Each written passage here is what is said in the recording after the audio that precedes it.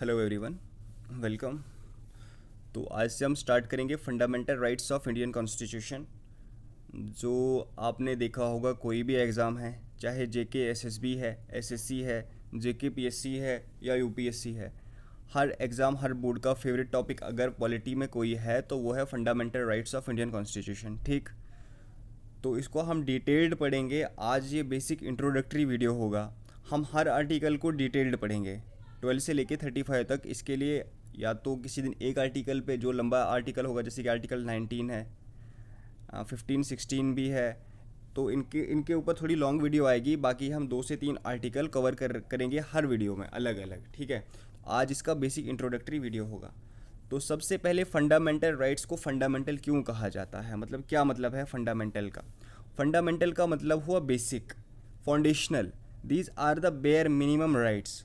अगर एक इंसान को डिग्निटी वाली लाइफ जीनी है, उसको एक डिग्निफाइड इंसान की तरह जीना है, ठीक है, उसको खाली मेयर एनिमल सर्वाइवल नहीं करनी है, तो these should be the bare minimum rights which every citizen और every human being should have. अब फंडामेंटल राइट्स जो आते हैं इंडियन कॉन्स्टिट्यूशन में, कौन से आर्टिकल के अंडर आते हैं, वो आते हैं आर्टिकल 12 to 35। और पार्ट कौन सा है, तो पार्ट है part 3 of Indian constitution. Fundamental rights को कहाँ से लिया गया था, काफ़ी क्वेश्चंस इस पे भी आते हैं कि फंडामेंटल राइट्स को कहाँ से लिया गया था, डीपीएसपी को कहाँ से लिया गया था। तो फंडामेंटल राइट्स को आपने याद रखना है कहाँ से लिया गया था।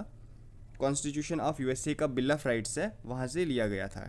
और फंडामेंटल राइट्स को कहा जाता है मैग्ना कार्टा ऑफ इंडिया। ये चीज़ याद रखिएगा, फंडामेंटल राइट्स को क्या कहा जाता है, these are called Magna Carta of Indian constitution.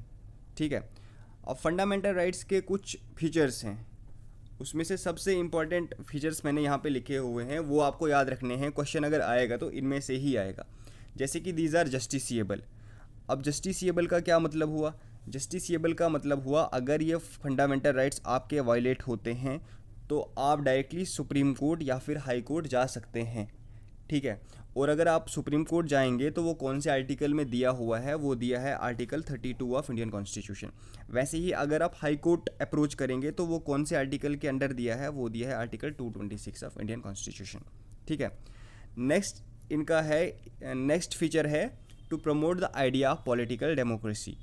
Political democracy का मतलब है जो सोर्स ऑफ पावर है वो कौन है, वो है पीपल ऑफ इंडिया। बस इतना याद रखना, पॉलिटिकल डेमोक्रेसी का मतलब क्या हुआ, तो जो उसका मतलब है जो सोर्स ऑफ पावर है वो कौन है, वो है people of India. It limits the tyranny of executive and arbitrary laws of legislature. इसका क्या मतलब हुआ, ना ही एग्जीक्यूटिव ना ही लेजिस्लेचर कोई ऐसा लॉ बना सकती है जो कि कॉन्स्टिट्यूशन के अगेंस्ट जाए। अगर लेजिस्लेचर या एग्जीक्यूटिव कोई ऐसा लॉ बनाती है जो कि कॉन्स्टिट्यूशन के अगेंस्ट जाए, तो वो डिसाइड कौन करेगा, वो डिसाइड करेगा कोर्ट। कोर्ट उस लॉ को अगर वो अनकॉन्स्टिट्यूशनल है तो वाइड डिक्लेयर कर सकती है। It prevents for the establishment of authoritarian state. अब इसका क्या मतलब हुआ, इसका मतलब हुआ जो गवर्नमेंट है, ठीक है, वो रिस्पॉन्सिबल है, दे आर क्वेश्चनेबल, उनसे क्वेश्चन किया जाएगा और उनको आंसर देना पड़ेगा अपने डिसीजंस के लिए।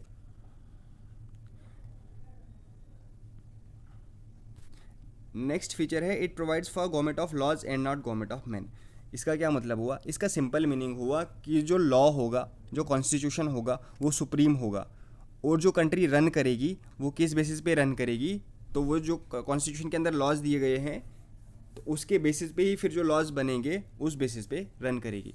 इसमें से ये है some are available to citizens, मतलब ये सेल्फ एक्सप्लेनेटरी है। Some are available to citizens while others are available to everyone including legal persons. Legal persons का मतलब क्या हुआ, जैसे कि कंपनीज हो गई, ट्रस्ट हो गए, रिलीजियस डिनोमिनेशंस हो गई, उन सब को भी अवेलेबल हैं। ये सेल्फ एक्सप्लेनेटरी है।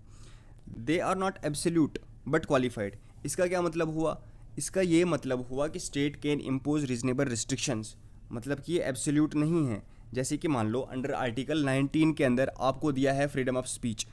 अब इसका ये मतलब नहीं है आप रात के 12-1 बजे किसी के घर के अंदर जाके वहाँ पे घुस के आप ज़ोर ज़ोर से चिल्लाना शुरू कर दो और बोलो कि नहीं मेरा वो फ्रीडम ऑफ स्पीच है, ऐसा नहीं हो सकता। वैसे ही जैसे आप देखोगे जब नेशनल इमरजेंसी होती है अंडर आर्टिकल 352, तो तब सारे फंडामेंटल राइट्स को क्या कर देते हैं, रिस्ट्रिक्ट किया जाता है। सिर्फ 2 फंडामेंटल राइट्स ऐसे हैं जिनको रिस्ट्रिक्ट नहीं किया जा सकता किसी भी कंडीशन में है, वो है आर्टिकल 20 एंड 21। ठीक, और ये जो रिस्ट्रिक्शन स्टेट लगाती है वो रीजनेबल हैं या नहीं, वो कॉन्स्टिट्यूशनल हैं या नहीं, उसको कौन डिसाइड करेगा, तो वो कोर्ट डिसाइड करेगा। ठीक है, नेक्स्ट है all are against arbitrary actions of state, some against individual. इसका क्या मतलब हुआ, जितने भी ये फंडामेंटल राइट्स हैं अगर वो स्टेट के अगेंस्ट तो यूज़ होंगे ही होंगे, बट इसमें से कुछ फंडामेंटल राइट्स हैं वो इंडिविजुअल्स के अगेंस्ट भी यूज़ होंगे। जैसे कि आपको मैं एग्जांपल दूं, आर्टिकल 17 जो है अनटचेबिलिटी के अगेंस्ट है, ठीक है, तो वो प्राइवेट इंडिविजुअल के अगेंस्ट भी यूज़ हो सकता है, ठीक है। Some negative for state while positive for individual. इसका क्या मतलब हुआ, मतलब वो स्टेट पे रिजनेबल रिस्ट्रिक्शंस लगाते हैं कि state you can not do this, you can not do this, but positive for individuals. इसका मतलब हुआ कि इंडिविजुअल्स को बताया गया है आपका ये राइट है, ये राइट है, ये राइट है, आप ये कर सकते हो, ये कर सकते हो, ये कर सकते हो, ठीक है। और नॉट सेक्रोसेंट और परमानेंट। इसका मतलब हुआ कि ये परमानेंट या सेक्रोसेंट नहीं है, और नॉट सेक्रोसेंट और परमानेंट, ठीक है। इसका क्या मतलब हुआ कि पार्लियामेंट जब चाहे उनको रिपील कर सकती है, बट जब पार्लियामेंट इनको रिपील करेगी वो only through constitutional amendment act के हिसाब से होगा, ठीक है। और उसमें भी बेसिक स्ट्रक्चर वायलेट नहीं होना चाहिए ना। व्हाट इज़ बेसिक स्ट्रक्चर, ये सब हम आगे पढ़ेंगे। अभी मैं आपको बताऊंगा बेसिक स्ट्रक्चर कोर्ट डिसाइड करता है कि ये बेसिक स्ट्रक्चर में आएगा या नहीं आएगा। पार्लियामेंट रिपील कर सकता है बट बेसिक स्ट्रक्चर को वायलेट नहीं करना चाहिए। These are suspended only during national emergency. अब जो ये फंडामेंटल राइट्स हैं इनको हम सिर्फ नेशनल इमरजेंसी के दौरान सस्पेंड कर सकते हैं, बट उसमें से भी 2 आर्टिकल ऐसे हैं जिनको नेशनल इमरजेंसी के दौरान भी सस्पेंड नहीं किया जा सकता। वो हैं आर्टिकल 20 एंड आर्टिकल 21। ये याद रखना, ये आता है क्वेश्चन कि कौन कौन से आर्टिकल्स ऐसे हैं जिनको नेशनल इमरजेंसी के टाइम भी सस्पेंड नहीं किया जा सकता। तो आर्टिकल 20 एंड 21। अब आर्टिकल 20 क्या है, 21 क्या है, ये सारे हम पढ़ेंगे, डिटेल्ड पढ़ेंगे आगे वीडियो लेक्चर्स में जब आएंगे। Most are directly enforceable, others enforced by law, made only by parliament. ये चीज़ याद रखना, मेड ओनली बाई पार्लियामेंट, ठीक है। आधे तो इसमें से होंगे, कुछ तो होंगे वो डायरेक्टली एनफोर्सेबल होंगे, ठीक है। मतलब जब कॉन्स्टिट्यूशन आया था कुछ तो डायरेक्टली एनफोर्सेबल थे, बाकी जो हैं वो with time to time enforceable होंगे। और उसके लिए लॉ कौन बना सकता है, ओनली पार्लियामेंट बना सकता है। याद रखना, इसमें स्टेट लेजिस्लेचर लॉ नहीं, फंडामेंटल राइट्स के लिए स्टेट लेजिस्लेचर लॉ नहीं बना सकता है। तो थैंक यू, ये था आज का बेसिक इंट्रोडक्टरी वीडियो। अब हम हर आर्टिकल को डिटेल्ड पढ़ेंगे आगे वीडियोज़ में। और आपको वीडियो लेक्चर कैसा लगा कमेंट सेक्शन में ज़रूर बताएं। Thank you.